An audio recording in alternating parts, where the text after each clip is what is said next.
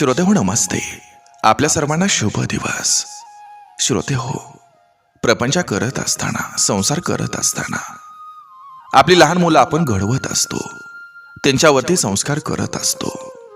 श्रोते हो, संस्कार करत असताना आपली मुलं बिघडू नयेत याची आपण काळजी घेणं गरजेचं आहे. म्हणून श्रोते हो, लहान मुलांचा प्रमाणापेक्षा जास्त लाड कधीच करू नका. लहान मुलांची मानसिकता समजून न घेणं हे सुद्धा कधी कधी चुकीचं ठरतं. वारंवार लहान मुलांवर अभ्यासासाठी दबाव आणायचा नसतो. लहान मुलांना वारंवार चिडचिड करायची नसते. लहान मुलांच्या समस्येकडं वारंवार दुर्लक्षही करायचं नसतं. लहान मुलांच्या मनात भीतीचं वातावरण निर्माण करणं हे सुद्धा चुकीचं असतं. लहान मुलांसमोर आई वडील यांच्यात वारंवार वादविवाद होणं, शिवेगाळ करणं हे धोक्याचं ठरत असतं. श्रोते हो, लहान मुलांना इतर वाईट व्यक्तींची वाईट संगत मिळणं हे त्यांच्यासाठी चुकीचं असतं. लहान मुलांना त्यांच्या आई वडिलांचा पुरेसा सहवास न मिळणं हेही चुकीचं ठरत असतं. लहान मुलांना आई आणि वडिलांकडून अयोग्य काय आणि योग्य काय याचं विश्लेषण करण्याची पद्धत ही आई वडिलामार्फत न शिकवली जाणं हे सुद्धा चुकीचं ठरतं. आपल्या लहान मुलांसमोर कायम इतरांच्या मुलांशी तुलना करून आपल्या मुलांना कमी लेखणं हे सुद्धा चुकीचं आहे. कायम आपल्या मुलांसमोर इतरांचा आदर्श मांडून त्यांच्यासारखं वागण्याची, बोलण्याची आणि कृती करण्यासाठी त्यांच्यावर प्रेशर देणं हे सुद्धा लहान मुलं बिघडण्यासाठी कारणीभूत ठरत असते. म्हणून श्रोते हो, काही गोष्टी आपण पाळायच्या, विचार करायचा, तरच आपली मुलं ही घडत असतात, आदर्श होत असतात. नक्की विचार करा. चला, आजही आपल्यासाठी सुंदर विचारांची ही शिदोरी, ही मालिका अशीच पुढे घेऊन आलोय. चला करूया सुरुवात सुंदर विचारांना, सुंदर सुविचारांना.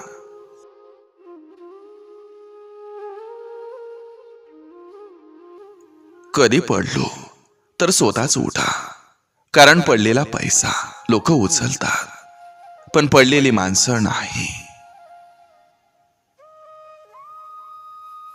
कोणाकडून इतक्या पण अपेक्षा ठेवू नका की दरवेळेस आपल्याला आपलाच अपमान झाल्यासारखा वाटेल. असा कोणाचा तरी पाठलाग करून स्वतःचा अपमान करणं ही काही चांगली गोष्ट नसते.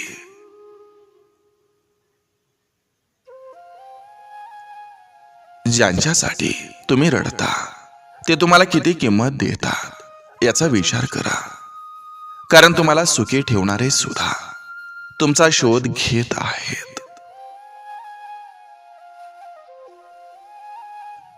लोक मन दुखावून स्वारी बोलून निघून जातात, पण म्हणतात ना, मुडद्याला कितीही सजवलं तरी मेलेली माणसं कधी जिवंत होत नाहीत.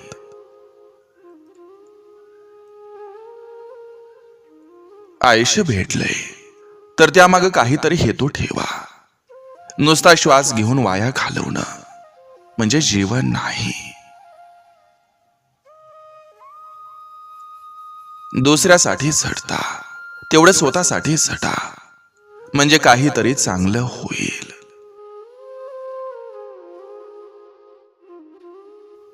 जुनी माणसं चांगली होती. त्यांना कोणाचा तरी नाश करायचा असला तरी ते त्यांना शत्रू बनवून करायचे, पण आजकाल लोक आपले बनवून नाश करायला लागलेत. जे एका क्षणात बदलून जाईल, जे एका क्षणात भंग होईल, तर त्याला लोभ म्हणतात, प्रेम नाही.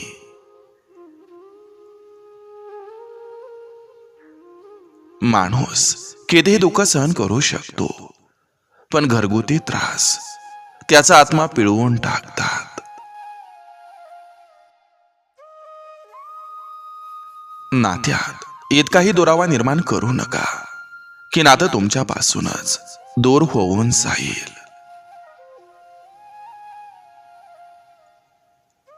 तुमच्या आयुष्यात अशी माणसं नेहमी जपून ठेवा ज्यांचं हृदय त्यांच्या चेहऱ्यापेक्षा सुंदर आहे.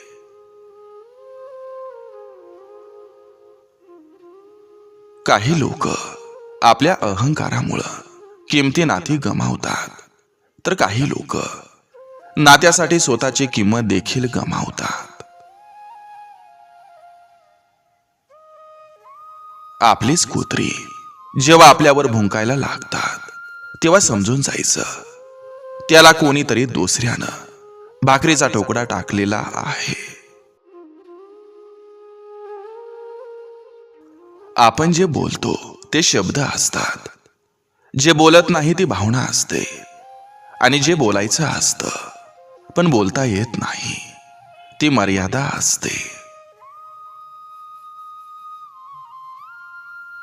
प्रत्येक बापाकडे लेक नसते. खूप नशीबवान असतात ते ज्यांच्याकडे लक्ष्मी असते. देवाला केलेला नमस्कार देव कधी उदार ठेवत नाही. जोडीदारानं सुखात दिलेल्या साथीपेक्षा दुःखात दिलेली साथ अतिशय महत्वाची असते. एक गोष्ट कायम लक्षात ठेवा, आयुष्य गरिबीत गेलं तरी चालेल, पण लाचारीत जाता कामा नये.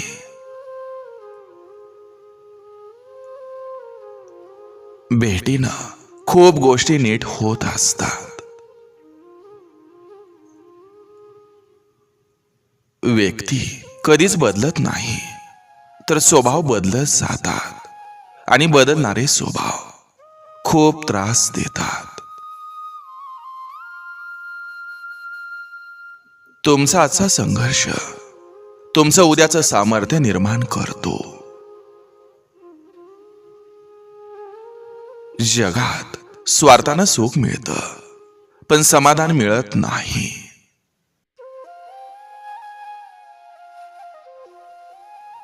प्रेम करा, भांडणं करा, एकमेकांवर रागवा. जर तुम्हाला बोलायला आवडत नसेल तर बोलू नका, पण कोणावर खोटं प्रेम करू नका.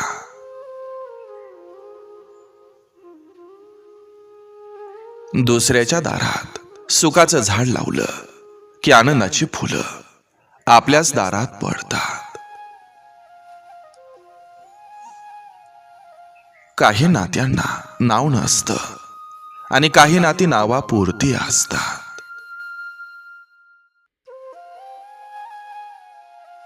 विश्वास सगळ्यांवर डोळं उघडून ठेवायचा, बंद करून नाही. कारण हातात हात घालून फिरणारा सुद्धा वेळ आल्यावरती बदलत असतो. नेहमी चांगली कर्म करा आणि विसरून जा, कारण जेव्हा वेळ येईल तेव्हा तुम्हाला ते सर्व मिळेल.